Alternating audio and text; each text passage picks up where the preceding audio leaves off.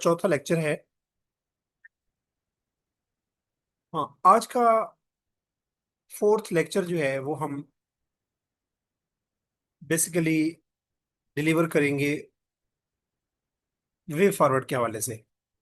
हम पीएमएस के इंग्लिश ऐसे को एड्रेस कर रहे हैं। और पीएमएस का ऐसे हो या सीएसएस का ऐसे हो, बेसिकली ऐसे की साइंस जो है या आर्ट जो है वो एक जैसी ही रहती है कि ऐसे आउटलाइन से स्टार्ट होता है।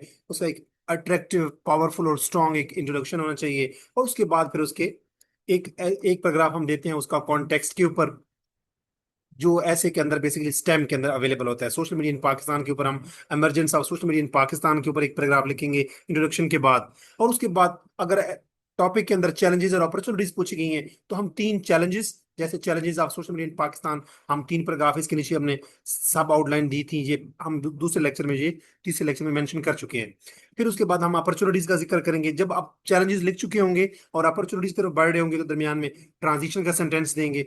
जब हम अपॉर्चुनिटीज भी लिख चुके होंगे, अपॉर्चुनिटीज जो है वो फोर्थ पॉइंट है हमारा कि अपॉर्चुनिटीज सोशल मीडिया की जैसे कौन कौन सी पाकिस्तान में अवेलेबल है, तो उसके ऊपर हमने चार कल कल के लेक्चर में हमने डिस्कस किया था कि अपॉर्चुनिटीज में ऑनलाइन अर्निंग, दूसरा एजुकेशनल और इंफॉर्मेशनल वैल्यू, और तीसरा जो है कि सोशल मीडिया जो है वो as a soft power project करने का, यूज करने का, सॉफ्ट पावर को प्रमोट करने का एक जरिया भी है। यानी डिप्लोमेटिक एवेन्यूज ओपन करता है, डिप्लोमेटिक लिवरेज देता है एक मुल्क को, डिप्लोमेसी का एक टूल है, वेपन है।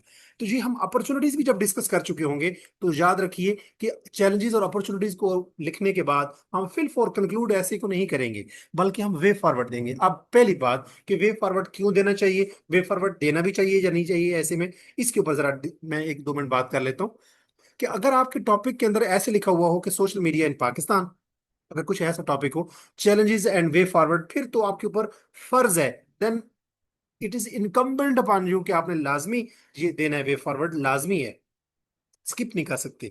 अगर आपके टॉपिक में वे फॉरवर्ड नहीं लिखा हुआ, टाइटल में वे फॉरवर्ड नहीं है जो आप ऐसे चूज कर रहे हैं, फिर भी आपने वे फॉरवर्ड का एक पैराग्राफ लाजमी देना है।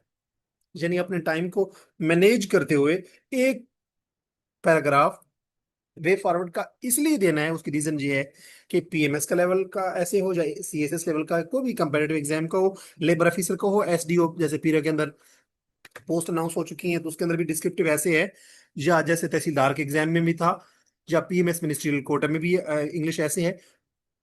ऐसे जो ऐसे होते हैं इन इन लेवल्स के, इन एग्जाम्स के, उनके अंदर अगर आप वे फॉरवर्ड नहीं देते तो इसका मतलब ये है कि आपके अंदर वो पोटेंशियल नहीं है, वो कैपेबिलिटी नहीं है, वो आपके अंदर टैलेंट नहीं है कि आप चैलेंज को एड्रेस करने का फन नहीं जानते, आप अपॉर्चुनिटीज को कैसे सस्टेन करना है ये फन नहीं जानते, या चैलेंजेस को अपॉर्चुनिटीज में कैसे कन्वर्ट करना है इसकी महारत नहीं रखते। जब वे फॉरवर्ड हम देते हैं तो वे फॉरवर्ड बेसिकली वो लाहेमल होता है, वो स्ट्रेटजीज का मजमुआ होता है जिनके जरिए हम चैलेंजेस को खत्म कर सकते हैं, एड्रेस कर सकते हैं, मिटिगेट कर सकते हैं, और अपॉर्चुनिटीज को कैपिटलाइज कर सकते हैं, मजीद एनहांस कर सकते हैं। अब हर किसी को पता है कि सोशल मीडिया के पाकिस्तान के अंदर चैलेंजेस भी हैं और अपॉर्चुनिटीज भी हैं। महारत तो उस बंदे में होगी जो बंदा वो तरीका बताएगा, वो फॉरवर्ड देगा, वो टेक्निक बताएगा, वो महारतें, वो स्ट्रेटजीज, वो प्रोसीजर, वो अप्रोचेस बताएगा जिनके जरिए पाकिस्तान के अंदर सोशल मीडिया को जो चैलेंजेस हैं उनको वो कन्वर्ट करना सिखाएगा, ट्रांसफॉर्म करना सिखाएगा अपॉर्चुनिटीज के अंदर। वो जो पैराग्राफ होगा, वो जो बात होती है उसको हम कहते हैं वे फॉरवर्ड या इगला है अमल। उसके ऊपर भी हमने, चाहे वो टॉपिक के अंदर हो या ना हो, आपने आउटलाइन के अंदर भी इसका जिक्र करना है, जैसे मैंने यहाँ किया हुआ है वे फॉरवर्ड, और मैंने आगे लिखा है कॉलन डाल के responsible use of social media. आप सिंपली ये भी कर सकते हैं, अगर टॉपिक के अंदर वे फॉरवर्ड का जिक्र ना हो, टॉपिक हो social media in Pakistan, challenges and opportunities, आप क्या करेंगे, पांचवी हेडिंग देंगे वे फॉरवर्ड, आगे कुछ भी नहीं लिखेंगे, और छठी हेडिंग देंगे कंक्लूजन। ठीक हो गया। अब ये वे फॉरवर्ड आगे मैंने लिख दिया responsible use of social media. ये इससे जरा ज्यादा एक्सप्लेनेशन हो गई है, ये सेल्फ एक्सप्लेनेटरी बन गया है कि मैं इसके अंदर क्या लिखूंगा। तो अब इसका पैराग्राफ मैं कैसे लिखूंगा, क्योंकि इस वे फॉरवर्ड से पहले हम अपॉर्चुनिटीज के तीन पैराग्राफ लिख चुके हैं, लिहाजा मैं एक ट्रांजिशन दूंगा। जरा देखिएगा कि मैं वे फॉरवर्ड का पैराग्राफ कैसे लिखता हूँ। Now, while challenges and opportunities of social media have been outlined in previous sections of essay, it is necessary to provide way forward. अब ये इस सेंटेंस को पिछले दो लेक्चर में मैं बता चुका हूं, इसको कहते हैं ट्रांजिशनरी सेंटेंस। ट्रांजिशनरी सेंटेंस वो होता है जिसको देख के एग्जामिनर को पता चल जाता है कि इस कैंडिडेट ने इससे पहले कौन सी बातें की हैं और उसके बाद क्या करने जा रहा है। एक ही सेंटेंस के अंदर हमने बता दिया कि इसके पिछले सेक्शन जो है ऐसे के, उनके अंदर हम अपॉर्चुनिटीज को, सोशल मीडिया की अपॉर्चुनिटीज और सोशल मीडिया की चैलेंजेस मेंशन कर चुके हैं। अब उसके बाद हम वे फॉरवर्ड देने जा रहे हैं। अब ये ट्रांजिशनरी सेंटेंस जो है, एक तो ऐसे के पिछले सेक्शंस को ऐसे के आने वाले सेक्शन के साथ जोड़ता है, जिन्हें ग्लू का काम करता है, बॉन्ड का काम करता है। दूसरी बात ये होती है कि ये कोहेरेंस पैदा करता है, ये तो जो बात हम जिक्र कर चुके हैं। और तीसरा इसका बड़ा फायदा ये होता है कि ट्रांजिशन ट्रांजिशन देने के साथ ही आप अपने एग्जामिनर को फैसिलिटेट करते हैं कि कितनी बातें हो चुकी हैं, कितनी बातें करनी है। और ये आपके ऐसे को आपस में कनेक्ट भी करता है, जो बातें हम कोहेरेंस में और कनेक्टिविटी में बात कर चुके हैं। अब हम वे फॉरवर्ड देने जा रहे हैं कि Pakistan can overcome Pakistan can overcome challenges of social media and capitalize the opportunities stemming from it through certain cogent, pragmatic and strategic measures। Pakistan social media की वजह से जो पैदा होने वाले चैलेंजेस हैं उनको ओवरकम कर सकते हैं, और सोशल मीडिया से जन्म लेने वाली जो अपॉर्चुनिटीज हैं उनको कैपिटलाइज कर सकता है, उनसे फायदा उठा सकता है, इस्तेफादा कर सकता है। किस तरीके से? थ्रू सर्टन कुछ कोजेंट यानी लॉजिकल, प्रैग्मेटिक यानी रियलिस्टिक या प्रैक्टिकल, और स्ट्रेटेजिक मेजर्स यानी लॉन्ग टर्म जो इकदाम उठा के। वो कौन से तरीके हैं? अब उनमें उनको डायरेक्ट मैं उस तरफ आऊंगा।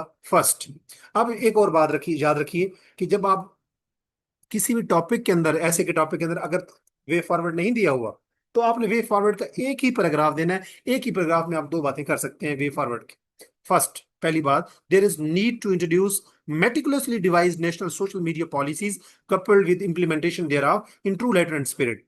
पहली बात तो यह है कि हमें ऐसी नेशनल लेवल पे ऐसी सोशल मीडिया की पॉलिसीज मुतारिफ करवानी चाहिए जो मेटिकुलसली डिवाइस्ड हो, यानी बड़ी बारीकबीनी से उनके ऊपर बहस करके उनको डिवाइस किया गया हो, बनाया गया हो, और उनकी इंप्लीमेंटेशन भी जरूरी है। कमा हक का हो, यानी in true letter and spirit, जिस तरीके से उनको इंप्लीमेंट करने का हक है उस तरह करना चाहिए। पहली बात हो गई। अब हम सोशल मीडिया की बात कर रहे हैं, इस टॉपिक की बात कर रहे हैं, सोशल मीडिया इन पाकिस्तान, तो हम बात करेंगे कि Pakistan electronic crimes regulation act 2025 और social media age restriction for users bill 2025 are case in points for ensuring checks on irresponsible use of social media. ठीक है, कि पाकिस्तान के अंदर जैसे रिसेंटली 2025 में एक तो इलेक्ट्रॉनिक क्राइम्स रेगुलेशन एक्ट आया है, जिसने सोशल मीडिया की वजह से जो इलेक्ट्रॉनिक क्राइम्स लोग कर रहे होते हैं उसको चेक करने का, उसको कंट्रोल करने का एक बिल पास किया गया है। यानी आप कह सकते हैं, कुछ लोग इसके ऊपर तनकीद भी कर रहे हैं कि ये एक्सप्रेशन ऑफ पावर या फ्रीडम ऑफ जो पावर है, फ्रीडम ऑफ एक्सप्रेशन जो है उसको ऊपर चेक रखता है। लेकिन बेसिकली सोशल मीडिया को नथ डालने का या सोशल मीडिया के ऊपर एक चेक रखने का, कंट्रोल करने का एक बिल पास किया गया है, ताकि सोशल मीडिया को यूज करते हुए लोग इलेक्ट्रॉनिक क्राइम्स ना कर सके, जैसे साइबर बुलिंग और चीजें होती हैं, ब्लैकमेलिंग वगैरह और ब्ला ब्ला ब्ला ब्ला। और social media age restriction bill अभी आया है कुछ अर्सा पहले 2025 में, इस वजह से 16 साल से कम उम्र बच्चा जो है वो इसको उसका अकाउंट नहीं होगा। ठीक है, तो ये जो है ये इररिस्पॉन्सिबल सोशल मीडिया के यूज को क्या करते हैं, सोशल मीडिया के इररिस्पॉन्सिबल यूज को चेक करने के लिए जैसे ये बिल जो है, ये किस चीज की मिसाल है जो हम पहले लाइमल में बात कर चुके हैं कि सोशल मीडिया की पॉलिसीज मुतारिफ करवानी चाहिए, ऐसे फ्रेमवर्क्स होने चाहिए, ऐसे लीगल प्रोसीजर्स होने चाहिए, स्ट्रेटजीज होने चाहिए, मेयर्स होने चाहिए, जिससे सोशल मीडिया के ऊपर हम क्या कर सकें, चेक रख सकें। इलेक्ट्रॉनिक क्राइम्स जैसे इसकी मैंने मजीद वजाहत कर दी है। Electronic crimes like money laundering and hate speech should be discouraged through punitive measures. यानी सजाएं दी जानी चाहिए, जैसे हेट स्पीच लोग फैलाते हैं, मजहबी मुनाफरत फैलाते हैं और मनी लॉन्ड्रिंग करते हैं सोशल मीडिया को यूज करते हुए, तो उसके ऊपर चेक रखने के लिए हमें क्या करनी चाहिए, नेशनल सोशल मीडिया पॉलिसीज मुतारिफ करवानी चाहिए अच्छे तरीके से, जो प्रॉपरली डिवाइस्ड की गई हो, बारीकबीनी के साथ लेजिस्लेशन हो, सोशल मीडिया अपना नेशनल असेंबली में, पार्लियामेंट में यानी लेजिस्लेशन हो, और उसके बाद उसकी इंप्लीमेंटेशन भी हो। और दूसरी बात, सेकंड सेकंड ये है कि डिजिटल लिटरेसी को प्रमोट करना चाहिए across educational landscape to promote principles of ethics, civic engagement and communication through social networking sites. यानी कि सेकंड बात हमने ये की है कि पाकिस्तान के अंदर डिजिटल लिटरेसी को मुतारिफ करवाया जाना चाहिए। कहाँ पे मुतारिफ करवाया जाना चाहिए? स्कूलों में, कॉलेजेस में, यूनिवर्सिटीज में, जिसको हम मिला के हमने बात कर दी है एजुकेशनल लैंडस्केप। मैं ये भी लिख सकता था कि second, digital literacy must be promoted across school, colleges, universities. नहीं, तीनों बातों को हमने इकट्ठा कर दिया, educational landscape across national educational landscape, कि पाकिस्तान के अंदर जो तालीमी इदारे हैं, तालीमी जो फील्ड है उसके अंदर डिजिटल लिटरेसी को प्रमोट करके हम लोगों को ये सिखाएं कि लोग आपस में अखलाकियात क्या होती है ऑनलाइन, जैसे बंदा कोई मीडिया यूज करता है तो सिविक इंगेजमेंट कैसे होती है, लोग आपस में गुफ्तगू कैसे करने के आदाब होते हैं, या कोई मैसेज भेजने के या रिपोर्ट्स भेजने के, आपस में गुफ्तगू के, और कम्युनिकेशन कैसे की जानी चाहिए online digital communication through social network sites. पहली बात में हमने कहा कि नेशनल पॉलिसीज या कोई ऐसे फ्रेमवर्क या ऐसे बिल्स या ऐसे एक्ट मुतारिफ करवाए जो कि सजाएं दें लोगों को, और दूसरा हमने कहा डिजिटल लिटरेसी को प्रमोट किया जाना चाहिए। अब दूसरी बात को मैं वैलिडेट कर देता हूँ कि फेमस बुक फिक of social media, timeless principles of Islam for navigating the digital age by Umar Usman is relevant in this regard. कि उमर उस्मान ने किताब मुतारिफ करवाई, उसकी किताब है कि सोशल मीडिया की फिक, फिक कहते हैं जुरिस्प्रूडेंस को, लॉ के लोग इस बात को समझते होंगे कि जुरिस्प्रूडेंस आप कह सकते हैं कि सोशल मीडिया की आपका अपना जो जुरिस्डिक्शन है, उसके अंदर हम इस्लाम के जो प्रिंसिपल्स हैं उनको कैसे इस्तेमाल कर सकते हैं। इस्लाम भी तो सिखाता है कि हमें लोगों से कैसे बात करनी चाहिए, तो इस्लाम के असूलों का इंतबाक कैसे कर सकते हैं, उनका इतलाक कैसे कर सकते हैं डिजिटल एज के ऊपर, यानी कि अगर हम आजकल सोशल मीडिया इस्तेमाल करेंगे, सोशल मीडिया की वेबसाइट्स को नेविगेट करते हुए हम सोशल मीडिया इस्लाम के असूलों को, अखलाकियात की इस्लाम के अखलाकी असूलों को कैसे यूज करेंगे, तो उमर उस्मान की इस किताब भी ये बड़ी रेलिवेंट है। द सैड बुक डेलिनिएटेड, ये जो किताब जिसका हमने हवाला दिया है, इसमें क्या बातें की गई हैं, dos and don'ts of using social media, कि सोशल मीडिया को कैसे इस्तेमाल करना चाहिए और कैसे इस्तेमाल नहीं करना चाहिए, यानी कि डिजिटल नेविगेशन के ऊपर, अखलाकियात के ऊपर ये किताब मबनी है। ठीक है। 10, अब हम इस पैराग्राफ को क्लोज कर रहे हैं क्योंकि इस पैराग्राफ में हमने दो बातें की हैं। कुछ हमने बातें की national national social media policies यानी बिल्स एक्ट्स, जैसे हमने 2025 के अंदर कहा कि दो बिल मुतारिफ करवाए गए हैं, एक Pakistan electronic crimes regulation act 2025 और दूसरा सोशल मीडिया बिल 2025 जो कि एज के हवाले से है। इन दोनों बिल्स को मिला जुला के हम कह सकते हैं कि ये क्या है, legal and administrative frameworks as well as digital literacy, जो अभी दूसरी दूसरी बात हमने की है सेकंड, कि डिजिटल लिटरेसी को भी प्रमोट किया जाना चाहिए। तो इसकी इन दोनों बातों को हमने इकट्ठा करके कंक्लूड कर रहे हैं पैराग्राफ को, और ये पैराग्राफ है वे फॉरवर्ड के ऊपर। 10, legal and administrative frameworks as well as digital literacy are necessary, ये जरूरी है to transform the challenges of social media into opportunities in Pakistan, के पाकिस्तान के अंदर सोशल मीडिया की वजह से जो चैलेंजेस हैं उनको अगर हमने अपॉर्चुनिटीज में कन्वर्ट करना है या ट्रांसफॉर्म करना है, तो उसके लिए हमें नेशनल लेवल पे सोशल मीडिया की पॉलिसीज, जिसको हम लीगल या एडमिनिस्ट्रेटिव फ्रेमवर्क्स भी कह सकते हैं, या और इसके साथ साथ as well as digital literacy भी मुतारिफ करवाई जानी चाहिए। डिजिटल लिटरेसी हमें सिखाएगी कि हमें इस्लाम के असूलों को हम कैसे लागू कर सकते हैं, और इस्लाम के अखलाकी असूलों को, कि लोगों से गुफ्तगू करते हुए सिविक एंगेजमेंट कैसे की जा सकती है, कम्युनिकेशन कैसे की जा सकती है, और आपस में कोरिस्पॉन्डेंस कैसे की जा सकती है। अब ये हमने वे फॉरवर्ड का पैराग्राफ दे दिया। इन दोनों, इस एक ही पैराग्राफ के अंदर हमने दो वर्ड लफ्ज इस्तेमाल किए हैं, एक इस्तेमाल हमने की है फर्स्ट और दूसरा इस्तेमाल हमने की है सेकंड। जब हम दूसरा पॉइंट दे रहे थे तो हमने इस्तेमाल किए सेकंड। यहां पे एक बात इंपॉर्टेंट है, सेकंड पॉइंट हमने यहां लिखा ये वाला, डिजिटल लिटरेसी से पहले लिखा। जब हम कोई पैराग्राफ लिख रहे होंगे तो बाज़ औक़ात पैराग्राफ फर्स्टली, सेकंडली और थर्डली से स्टार्ट होते हैं।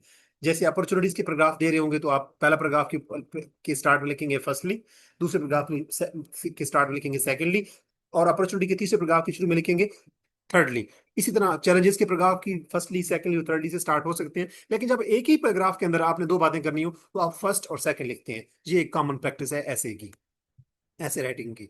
अब जो हमने आज के लेक्चर में ये सीख लिया कि अगर टॉपिक के अंदर वे फॉरवर्ड हो या ना हो, हमने फिर भी कुछ दो पॉइंट्स मिला के, जो बड़े जामे पॉइंट होने चाहिए, कंसाइज, प्रिसाइज और बड़े कंप्रिहेंसिव पॉइंट्स, उनको मिला के हम वे फॉरवर्ड लाजमी देंगे। उस वे फॉरवर्ड में बेसिकली हम बताएंगे कि हम ऐसे के अंदर जो बातें कर चुके हैं, अपॉर्चुनिटीज और चैलेंजेस, उनको हम चैलेंजेस को अपॉर्चुनिटीज में कैसे कन्वर्ट करेंगे, या चैलेंजेस को एड्रेस कैसे करेंगे और अपॉर्चुनिटीज को मजीद एनहांस कैसे करेंगे।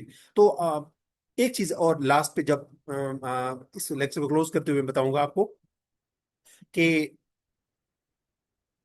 जब भी एग्जामिनर आपका ऐसे चेक करता है, सबसे पहले उसकी नजर पड़ती है, जो फर्स्ट इंप्रेशन होता है वो आपकी आउटलाइन पे होता है। आउटलाइन आपकी कंप्रीहेंसिव होनी चाहिए। उसकी पहली हेडिंग इंट्रोडक्शन, दूसरी हेडिंग के अंदर एक कॉन्टेक्स्ट देते हैं बेसिकली, जो सोशल मीडिया इन पाकिस्तान अगर टॉपिक है तो हमने लिख दिया emergence of social media in Pakistan. ठीक है, a brief history of social, a brief introduction about social, a brief explanation about social media. हमने यहाँ पे रेलेवेंट बात बन रही थी, जो इंपॉर्टेंट बात बन रही थी, जो जो जो सूटेबल है, emergency of social media in Pakistan.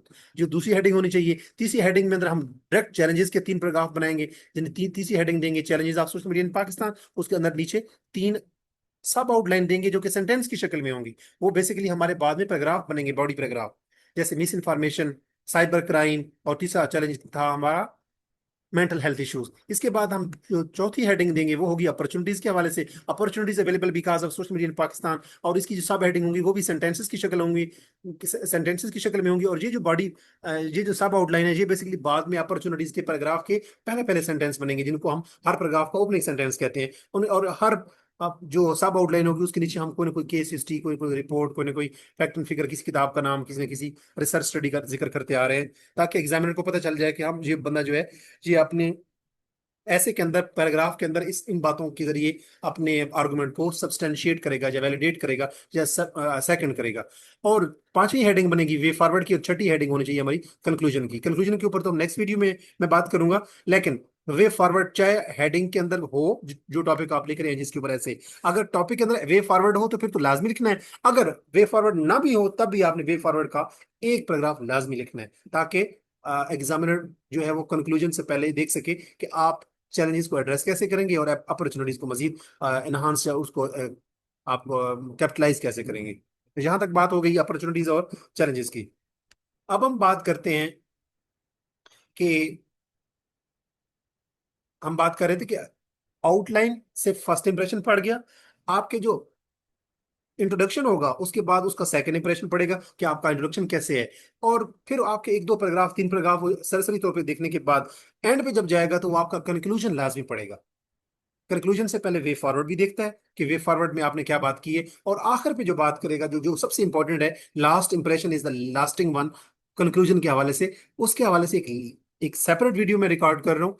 तो कंक्लूजन का पैराग्राफ बहुत इंपॉर्टेंट होता है, क्योंकि एग्जामिनर जब आपके मार्क्स देने के लिए पेंसिल को खोलता है, यानी कि जब आपका मार्क्स अलोकेट कर रहा होता है आपको, तो वो आपकी कंक्लूजन देखता है कि सब एंड पे आपने क्या बात की है। ठीक है। तो अगर कब आप रोजमर्रा जिंदगी में भी देखें कि अगर हम किसी के साथ बात करते हुए बहुत लंबी बात करने लगे, तो अगला बंदा हमें कहता है कि इसका सिट्टा क्या है, इसका टेक अवे क्या है, टेक होम मैसेज क्या है, आप बात करना क्या चाहते हैं, मेन आर्गुमेंट क्या है आपका। वो कंक्लूजन के अंदर हम मजीद बात करेंगे अब। और कंक्लूजन के अंदर हम एक पैराग्राफ में आपको लिख के दिखाऊंगा इसी ऐसे के ऊपर, social media in Pakistan challenges and opportunities, कि इस अगर इस किस्म का ऐसे आए तो आपने उसको कंक्लूजन कैसे करना है। साफ जरा कंक्लूजन आपका हवाई में नहीं हो सकता कि हवाई बातें करें। वो उस ऐसे उस कंक्लूजन के अंदर आपकी जो आपने आउटलाइन ड्रा कर दी है, यानी जो चैलेंजेस जिक्र कर दिए और जो आपने अपॉर्चुनिटीज का जिक्र कर दिए, इनका हवाला देते हुए और वे फॉरवर्ड का हवाला देते हुए मैं कंक्लूड करूंगा, जिसके लिए आप नेक्स्ट वीडियो का वेट करें। यहाँ तक आज के लेक्चर में इतना ही काफी है। मैं उम्मीद करता हूँ कि अगर आपको कोई भी क्यूरी होगी, कोई क्वेश्चन होगा, कोई फीडबैक देना चाहेंगे, तो आप कमेंट करना नहीं भूलेंगे। कंक्लूजन के लेक्चर का वेट कीजिए। अपना बहुत सारा ख्याल रखिए। अस्सलाम वालेकुम।